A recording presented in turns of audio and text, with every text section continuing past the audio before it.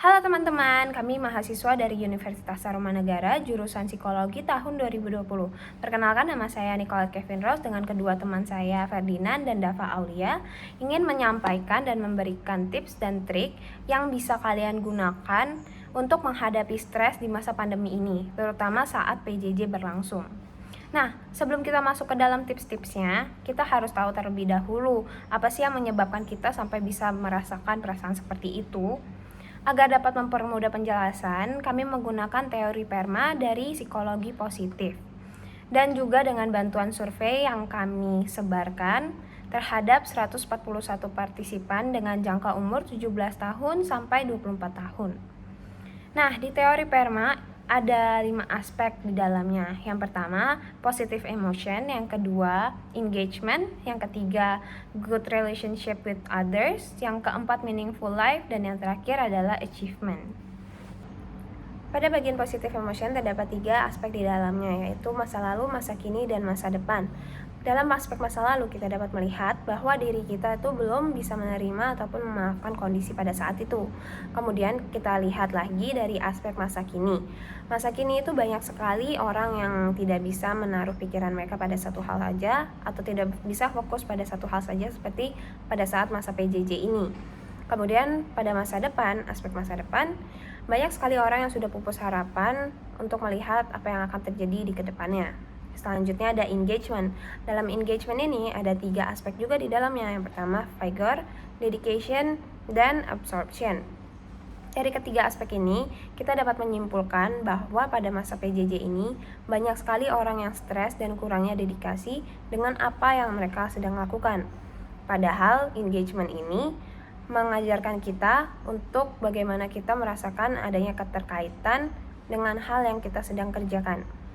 Kemudian ada yang namanya good relationship with others, di mana ada 4 jenis di dalamnya. Yang pertama, active constructive, passive constructive, passive destructive, dan active destructive. Untuk contohnya, yaitu karena sekarang sudah diterapkannya PJJ, pengajar jadi nggak bisa memastikan apakah muridnya sudah paham dengan apa yang mereka ajarkan atau belum, karena pembelajaran yang terbatas, dan ini masuk ke dalam active constructive. Dengan begini, jadi terasa banget adanya batasan dalam segala aspek. Dan akhirnya masuk ke dalam passive constructive. Pada begitu pula, banyak murid yang jadi kurang aktif saat pengajar bertanya. Mereka menjadi cenderung diam. Nah, begitu pula sebaliknya, banyak murid yang jadi kurang aktif dalam pembelajaran online. Kayak misalnya, mereka jadi malu bertanya ataupun malas bertanya. Nah, jika pembelajaran dilakukan secara offline atau normal seperti biasanya, maka pengajar akan lebih tahu apakah muridnya sudah mengerti atau belum, dan murid-murid jadi bisa bertanya pada gurunya tanpa ada rasa malu dan malas. Nah, hal tersebut masuk ke dalam active destructive dan passive destructive. Selanjutnya ada meaningful life yang terbagi menjadi 2 aspek, yaitu reappraisal atau benefit finding, dan yang kedua ada attribution atau sense making. Yang pertama, kita membahas reappraisal. Bentuk reappraisal ini dapat ditemukan dalam PJJ, yaitu meskipun banyak orang yang merasa jenuh di rumah, tetapi orang menjadi lebih banyak mempunyai waktu di rumah dan pembelajaran jadi lebih fleksibel dan dapat dibawa kemana-mana. Sedangkan attribution dalam PJJ ini adalah masyarakat memang berpikir bahwa pembelajaran menjadi kurang efektif dan stres. Tetapi hal tersebut harus dilakukan agar mencegah penyebarannya virus yang akan berdampak besar nantinya. Dan yang terakhir ada achievement atau accomplishment, di mana individu harus memiliki tujuan yang tercapai melalui pengalaman mereka sendiri. Untuk dapat meraihnya, kita harus berani melangkah ke depan dan melihat pencapaian sebagai langkah mencapai tujuan dengan bantuan motivasi sebagai pemacu diri kita. Tetapi pada masa pandemi ini, banyak di antara mereka yang merasakan keresahan untuk mencapai tujuannya ini dan menjadi susah untuk dicapai. Halo teman-teman, perkenalkan nama saya Ferdinand. Sekarang saya akan menjelaskan hasil survei yang kita dapat dari hasil campaign yang telah kita lakukan sebelumnya. Bisa dilihat ya teman-teman dari chart di samping, kalau mayoritas dari partisipan kita itu berumur 18 tahun dan mereka berstatus sebagai mahasiswa. Lalu untuk survei kita itu isinya tentang apa ya? Nah, survei kita itu berisi tentang pertanyaan-pertanyaan seputar proses pembelajaran jarak jauh atau yang biasa kita sebut dengan PJJ. Untuk pertanyaan pertama, yang kita tanyakan adalah, apa yang Anda rasakan ketika PJJ diterapkan? Dari pertanyaan tersebut, kita mendapatkan lumayan banyak respon yang cukup negatif ya teman-teman. Banyak yang merasa kalau PJJ itu kurang efektif. Ini ada beberapa contoh respon yang kita dapat. Nah, dari contoh respon di samping, bisa disimpulkan kalau PJJ itu sebenarnya masih kurang efektif. Banyak dari partisipan kita yang masih merasa banyak kendala, masih kesusahan beradaptasi. Dan juga kita ada pie chart yang dapat mendukung pernyataan kita. Jadi pie chart ini merupakan pertanyaan kedua kita, yaitu menurut kalian PJJ itu efektif gak sih? Dan 75% dari partisipan kita itu menjawab tidak. Lalu untuk pertanyaan ketiga, kita bertanya, kalian tuh merasa lebih gampang stres gak sih dengan adanya program PJJ ini? Dan jika dilihat dari pie chart di sebelah, mayoritas berkata iya, mereka lebih gampang stres. Kenapa mereka lebih gampang stres ya? Ini ada contoh responnya ya terhadap pertanyaan itu. Jadi banyak yang merasa stres dengan program PJJ ini karena ada yang merasa susah dalam membuat teman baru, ada yang jadwal kuliah dan jadwal webinarnya bertabrakan, ada yang merasa kalau penyampaian materinya itu kurang jelas, dan juga ada yang berkata kalau tugas yang mereka dapatkan itu 2 kali lipat lebih banyak. Nah, kita juga ada bertanya loh ke partisipan kita, cara kalian mengurangi stres kalian tuh gimana ya? Dan jawaban yang kita dapat tuh bermacam-macam. Ada yang bermain game, ada yang dengar lagu, ada yang nonton film, ada yang tidur, ada yang berkomunikasi dengan temannya lewat sosial media, dan masih banyak lagi teman-teman. Jadi kayak aku hanya ngasih tahu yang negatifnya aja ya teman-teman. Kira-kira ada nggak sih yang positifnya kayak orang-orang yang merasa kalau PJJ itu udah efektif? Jawabannya itu iya. Kalau kalian perhatikan pie chart sebelumnya, ada beberapa orang yang merasa kalau PJJ itu udah efektif, tetapi jumlahnya sangat sedikit.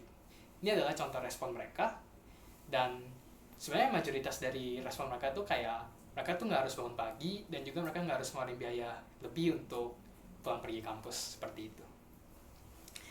Jadi, dari data-data yang telah kita dapatkan, bisa disimpulkan ya teman-teman, kalau program PJJ ini sebenarnya masih kurang efektif. Banyak banget partisipan kita yang merasa stres gitu dengan adanya proses pembelajaran jarak jauh ini. Selanjutnya akan dilanjutkan oleh teman saya. Halo teman-teman, nama saya Dava Aulia. Nah, yang terakhir nih, saya akan ngejelasin nih mengenai kaitan psikologi positif pada era pandemi COVID-19 dan PJJ di kehidupan nyata. Bisa dilihat dan didengarkan kembali pada sebelum-sebelumnya yang sudah dijelaskan dari teman-teman saya, bahwa masih banyak partisipan yang merasa kurang efektif dalam melakukan suatu kegiatan di masa pandemi, dan banyak juga pula merasa stres atau tertekan dengan sistem pembelajaran online seperti ini. Sebagaimana kita ketahui bahwa di teori PERMA ini ada 5 aspek di dalamnya, yaitu positive emotion, engagement, good relationship with others, meaningful, dan achievement yang sudah dijelaskan kepada teman saya sebelumnya. Maka dari itu, kami di sini juga memberikan tips dan trik nih untuk masalah-masalah yang lagi dihadapi dengan mengkaitkan psikologi positif di masa pandemi COVID-19 dan PJJ. Berikut ini tips dan triknya nih teman-teman. Ya, kembali lagi poin pertama yaitu mengatur waktu dengan tepat. Atur waktu dengan baik sejak bangun tidur hingga tidur lagi, serta meseimbangkan antara belajar dan bermain. Dengan mengatur waktu, kalian tidak akan kewalahan dalam mengerjakan segala aktivitas. Jika pengajar memberikan tugas, segerakan kerjakan di hari yang sama. Jangan tunda hingga esok hari, esoknya lagi, serta esoknya lagi. Selama pembelajaran daring, biasanya via fakultas atau sekolah akan membebankan tugas yang tidak sedikit agar mahasiswanya tetap belajar. Oleh karena itu, menyicil tugas itu sangat penting agar tidak kewalahan di kemudian hari, serta memiliki waktu yang luasa untuk memahami materi yang disampaikan. Selanjutnya ada ciptakan ruang belajar yang nyaman dan persiapkan peralatan penunjang pembelajaran. Meski dilakukan di rumah, tentu saja pembelajaran daring harus dilakukan di tempat atau ruangan yang nyaman dan bersih. Hal tersebut dimaksudkan agar kegiatan belajar menjadi fokus. Setelah membersihkan tempat belajar, tentunya para pelajar harus mempersiapkan segala sesuatu yang menunjukkan untuk pembelajaran daring. Tidak hanya alat elektronik, penunjang, buku catatan dan buku pelajaran sekolah juga harus dipersiapkan untuk mengefektifkan pembelajaran daring. Ada refreshing dan ciptakan kebiasaan produktif. Selama mengisi waktu di sela-sela pembelajaran daring, kalian bisa menciptakan kebiasaan-kebiasaan positif nih, seperti menyiram tanaman, membaca buku jurnal, membersihkan kamar, membaca buku, menulis buku, dan melakukan hobi lainnya yang menyenangkan. Ini adalah poin yang penting agar produktivitas belajarmu selama pembelajaran daring dapat terjaga. Jangan lupa istirahat yang secukupnya, yaitu tidur 7 jam sehari, makan 3 kali sehari, minum air putih minimal 8 gelas sehari, serta jangan lupa untuk bersenang-senang dengan cara melakukan kegiatan produktif dan kebiasaan positif yang disukai. Itulah tips dan trik nih yang menurut kami bisa bermanfaat bagi teman-teman semua. Jika ada salah kata mohon dimaafkan. Sekian, sampai jumpa.